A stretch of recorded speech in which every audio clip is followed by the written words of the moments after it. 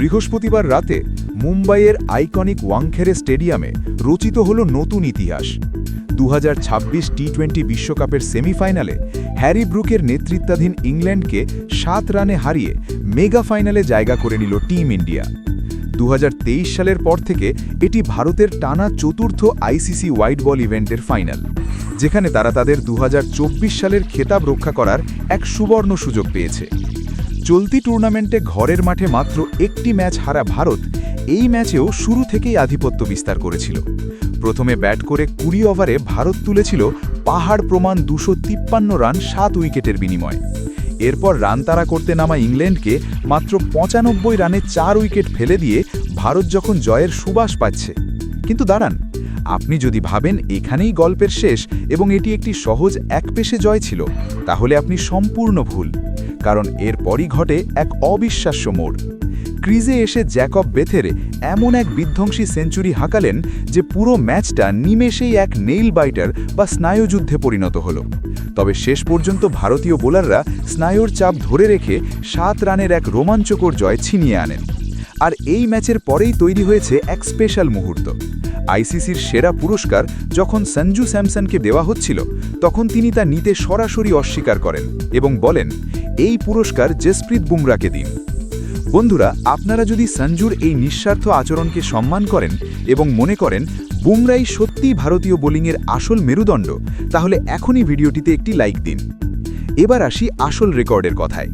এই সেমিফাইনাল জয়ের মাধ্যমে ভারত মাল্টিনেশন আইসিসি ইভেন্টের ইতিহাসে সর্বাধিক 15তম ফাইনালে পৌঁছানোর অনন্য বিশ্ব রেকর্ড গড়ল।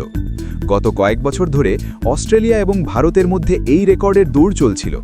2025 সালের আইসিসি চ্যাম্পিয়ন্স ট্রফিতে ভারত অস্ট্রেলিয়ার 14টি ফাইনালের রেকর্ড ছুঁয়েছিল, আর এবার তাদের পাকাপাকিভাবে টপকে গেল। অন্তত 2027 বিশ্বকাপ পর্যন্ত এই রেকর্ডের মুকুট ভারতের মাথাতেই থাকছে।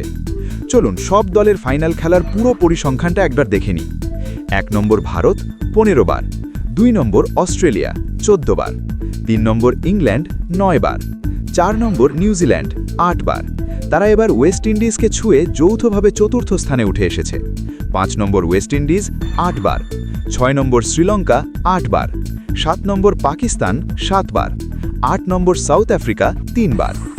এর আগে 14টি আইসিসি ফাইনালে ভারতের পারফরমেন্স বেশ ওঠানামা করেছে। তারা জিতেছে 6 বার এবং হেরেছে 7 বার।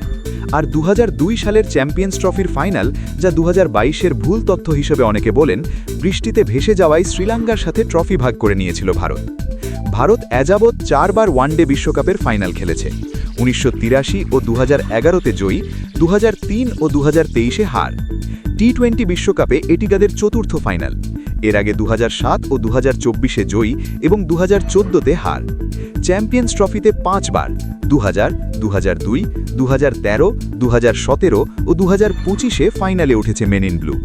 এবার মিশন ফাইনাল। আহমেদাবাদের নরেন্দ্র মোদী স্টেডিয়ামে খেতাব রক্ষার লড়াইয়ে সূর্যকুমার যাদবের দলের মুখোমুখি হবে নিউজিল্যান্ড। কিউইরা এই মুহূর্তে কতটা ভয়ঙ্কর ফর্মে আছে সেটা তাদের সেমিফাইনাল দেখলেই পরিষ্কার হয়ে যায়। টুর্নামেন্টের অন্যতম সেরা দল সাউথ আফ্রিকাকে তারা প্রথমে 20 ওভারে মাত্র 169 রানে 8 উইকেটে আটকে রাখে, আর এরপর 11 ওভারেই সেই রান চেস করে ম্যাচ জিতে নেয়।